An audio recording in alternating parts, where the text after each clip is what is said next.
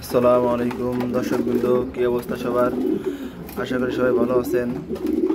তো আজকে সকালে আমি কবুতরের কাছে এসে দেখি কবুতরের ডিম পারছে। আসলে এই কবুতরের বয়স শুনলে আপনারা অবাক হবেন। এই কবুতরের বয়স মাত্র 2.5 থেকে 3 মাস, একবারে বাচ্চা। কিন্তু ডিম পাড়ার কারণটা কি? এই দেখেন ডিম, তারা ডিম পেড়েছে। এটার কারণ আছে, সেই কারণগুলো আপনাদের সাথে শেয়ার করব। এই ডিম পাড়ার কারণ কি এটা আপনাদের সাথে শেয়ার করি। এই বাচ্চাগুলো কিন্তু অলরেডি মাত্র 2.5 থেকে 3 মাস বয়স।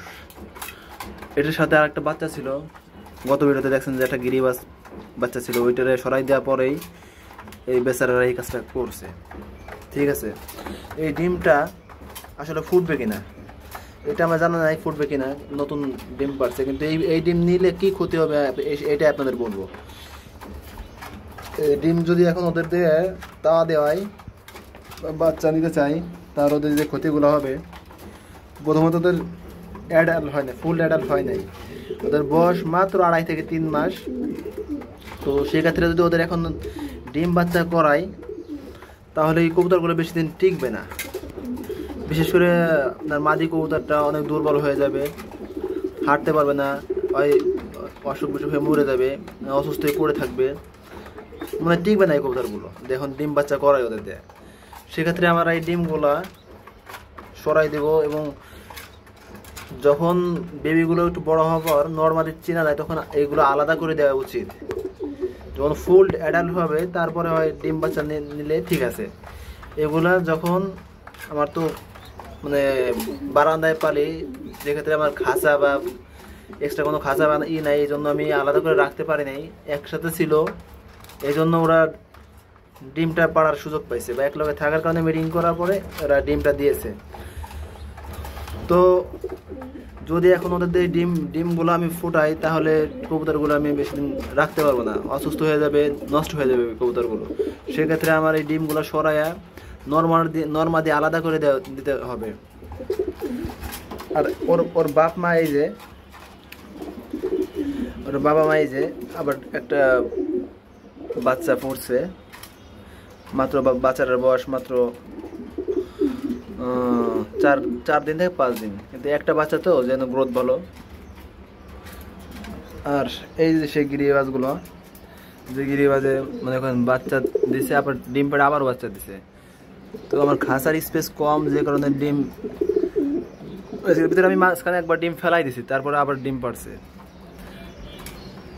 আর এই যে সে আমার গিরিজের নটটা, যে নটটা মনে করেন খালি দেখলে আমার ডাকাটাই করতে থাকে, আমি আসলে অল টাইম ডাকাটাকি করতে হয়। ওর একটা জোড়া দেবো, যে একটা ওর মতো একটা ওর কালারের একটা মাদি খুঁজে পাইতেছি না, ওর যে জন্য জোড়া দিতে পারতেছি না। আর ওরই ভাই বোন এইগুলা, এইগুলোর বয়স মাত্র কয়দিন হবে, আপনার 1.5 মাসের মতো হবে, 1.5 মাসের মতো বয়স হবে। আর এই বেবিগুলার আগের বেবি হলো এইগুলা, মাত্র 2.5 মাসে ওরা ডিম বাচ্চা দিয়েছে, মানে ডিম পারছে আর কি। 2.5 মাসে ডিম পারছে। এখন এই ডিমগুলো নিলে এই কবুতরগুলো টিকবে না, ঠিক আছে।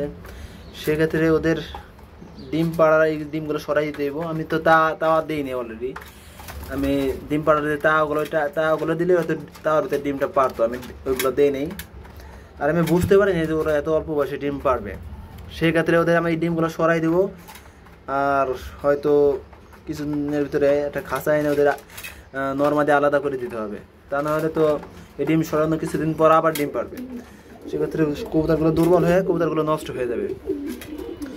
তো নষ্ট হয়ে গেলে তো জিনিসগুলো এত কষ্ট করে পাইলে নষ্ট করে ফেলাই, জিনিসগুলো আসলে ভালো দেখাবে না। আর এই যে সেই আপনার যেই গ্রিজেল নিচের দুটার লগে যেই নট গিরিবাসটা ছিল, সেটা হইতেছে এটার আলাদা করে দেওয়া পরেই ওরা এই কাজটা করছে, ওরা ডিম পারছে।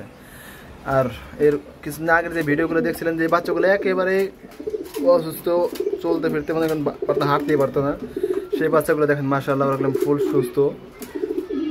তো সুস্থ জিনিসের যত্ন নিলে জিনিস কিনে ভালো থাকবে, এটাই স্বাভাবিক। তো ওদের আমি একটু যত্ন করছি দেখে আবার ওরা সুস্থ হইতে পারছে আলহামদুলিল্লাহ।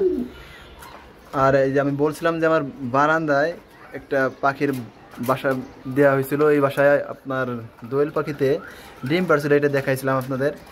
তবে আজকে দেখাবো অন্য কিছু, এর ভিতরে কি আছে আসলে এর ভিতরে কি আছে দেখেন। মাশাআল্লাহ, ওরা কিন্তু বেবি দিছে, বেবি কিন্তু আপনার টোটালে 5টা বেবি এটার ভিতরে দোয়েল পাখির।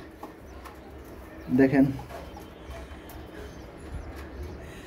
এই ওর বাবা মা দোয়েল পাখিগুলো আমাদের এখান থেকে গতবারও এখান থেকে বাচ্চা আর কি নিয়ে গেছে, আবার দিছে বাচ্চা। তো বাচ্চা দিছে, এই বাচ্চাগুলো হয়তো কিছুদিন আগে দেখছি ডিম, ওই ডিমগুলো ফুটে বাচ্চা হয়েছে। এই বাচ্চাগুলো হয়তো অল্প কিছুদিনের ভিতরে বড় হয়ে হয়ে যাবে, চলে যাবে।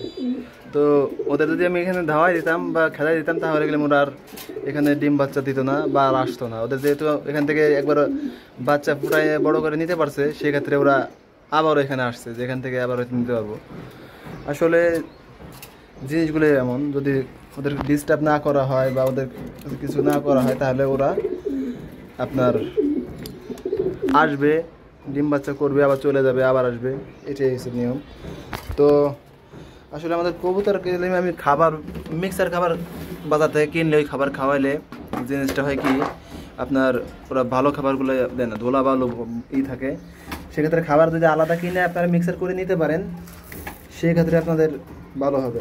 এই যে আমি খাবার কিনে এগুলোকে আমি আলাদা করে মিক্সার করে নিয়েছি, যে ক্ষেত্রে ওদের খাবারের কোয়ালিটিটা ভালো, খাইলে মনে করেন যে ডিম বাচ্চা এই জন্য ঘন দিতে পারে। যদি শরীর দুর্বল থাকে তাহলে ওরা ডিম বাচ্চা দিবে না। তাই ওদের খাওয়ার যত্ন ওরা বেশি, এই জন্য ওরা এই ডিম বাচ্চা দেয় আর কি এত তাড়াতাড়ি। এই যে ওদের বয়স কয়দিন, মাত্র 2.5 মাস। এটা দেওয়ার কারণ হচ্ছে খাবার দিয়েছি দেখেই, খাবারের বেশি পাইছে দেখে ওদের ডিমগুলো দিচ্ছে আর কি। এই ডিম তো আর নেওয়া যাবে না, এগুলো ডিমগুলো নিলে কবুতরগুলো অসুস্থ হয়ে যাবে এবং হয়তো বেশি দিন বাঁচবে না। বাজার থেকে যদি আপনারা খাবার কেনেন, খাবারগুলো অবশ্যই আলাদা আলাদা কিনে ভালো কোয়ালিটির খাবারগুলো কিনে মিক্স করে নেবেন, তাহলে হয়তো আপনার এই এরকম ভালো খাবার পাবেন। আর ভালো খাবার থাকলে অবশ্যই আপনাদের কবুতরের ডিম বাচ্চা ভালো হবে, গ্রোথ ভালো হবে। তো আজকের ভিডিও এই পর্যন্ত থেকেই, সবাই ভালো থাকবেন, সুস্থ থাকবেন। আসসালামু আলাইকুম।